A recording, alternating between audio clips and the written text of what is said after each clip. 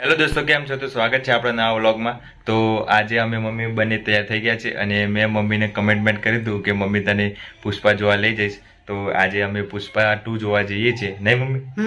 Mummy કોઈ દિવસ movie જોવા નથી ગઈ, જે નવા થિયેટર છે એ બધા. તો આજે પહેલી વાર હું મમ્મીને લઈ જાઉં છું.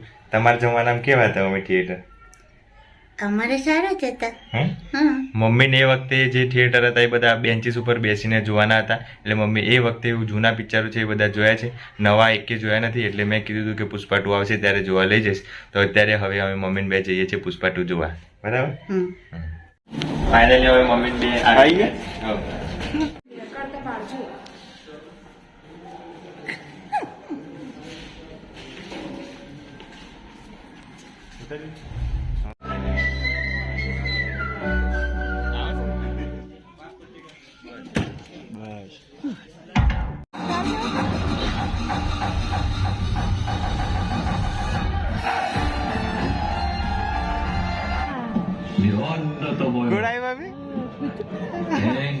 અત્યારે ઇન્ટરવલ પડ્યું છે અને હવે બહાર આવે છે. મમ્મી કેવું લાગ્યું પુષ્પા 2? એક નંબર. હે? ટોપ છે. તારો ફેવરેટ હીરો? ફેવરેટ હીરો કોણ? પુષ્પા. ચુકુંગા.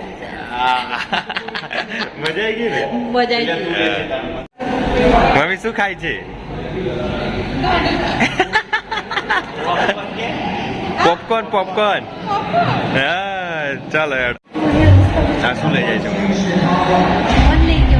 તારા દેશીમાં શું કહેવાય? ધોની. ધોની નાખી પોપકોર્ન. ના દીદી પાસે ધોની યારી. ફાઇનલી પિક્ચર પૂરું થઈ ગયું છે. મમ્મી કેવી મજા આવી તને?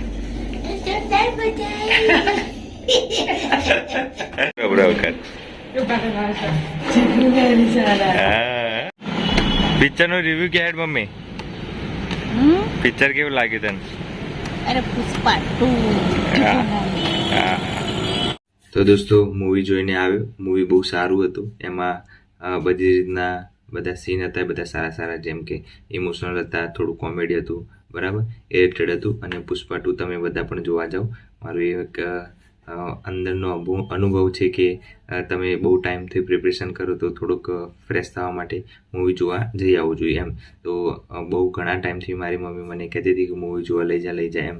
તો મેં કીધું હતું કે પુષ્પા 2 આવશે ત્યારે હું તને લઈ જઈશ એમ. તો પછી પુષ્પા 2 જોવા લઈ ગયો. અને મારી મમ્મીએ ક્યારે આવા જે નવા થિયેટરો છે એ ક્યારે જોયા નહોતા. તો પછી મેં વિચાર્યું કે પુષ્પા 2 જોવા લઈ જઈશ. અને પુષ્પા 2 જોયું તો મારી મમ્મી ખુશ થઈ ગઈ.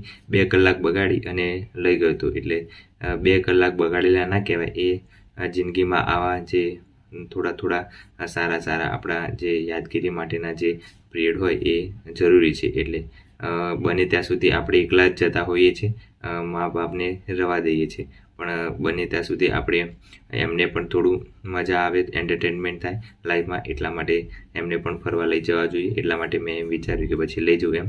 તો પછી હું આજે મૂવી જોવા લઈ ગયો હતો. અને આજે એટલી મજા આવી મારી મમ્મીને કે કઈ વાત ના પૂછો, કે આખો દિવસ કામ કરું અને આજે મૂવી દેખાડ્યું એટલે મમ્મી ખુશ થઈ ગઈ એમ.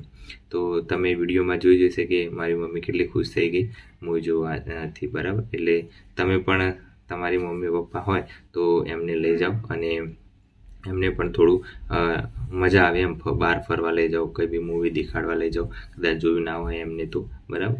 એટલે બને ત્યાં સુધી એમને ટાઈમ આપતા રહો. પછી આખો દિવસ તમે પ્રિપરેશન કરો અને એમને ટાઈમ ના આપો તો પછી એ કંઈ કામનું નહીં એમ. પછી સમય જતો રહે એમનો, જે જોવાનું છે, દેખવાનું છે, ફરવાનું છે એ બધું. અને પછી આપણે કદાચ કામયાબ પણ થઈ જઈએ તો પછી એ કોઈ કામનું નહીં એમ. એટલે બને ત્યાં સુધી ભલે ઓછું પણ એટલું દેખાડી આપવાનું એમ. એટલે એમને થોડું મજા આવે, બરાબર. તો આ રીતની વાત હતી બધી. તો તમને સમજાઈ ગયું હશે કે કેવા સારા સમયમાં આપણે સારું કરી શકીએ એમ.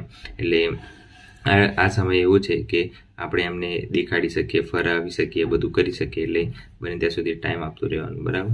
તો આઈ હોપ સો તમને વિડીયો જોયો હશે તો તમને ખ્યાલ આવ્યો હશે તો કોમેન્ટ કરજો. અને ચેનલ પર નવા તો સબસ્ક્રાઈબ કરી દેજો એટલે તમને ખ્યાલ આવે, બરાબર. એટલે આવી મોમેન્ટો હોય બધી જે સારી એ કેપ્ચર કરતું રહેવાનું. એટલા માટે મેં બ્લોગ બનાવ્યો છે. અને તમને પણ એમ થાય કે મમ્મી પપ્પાને ખરેખર આપણે ફરાવવા જોઈએ તો એવી રીતના ફરાવતું રહેવાનું એમ, એટલે એમને મજા આવે. બરાબર, તો ચેનલ પર નવા તો સબસ્ક્રાઈબ કરી દેજો.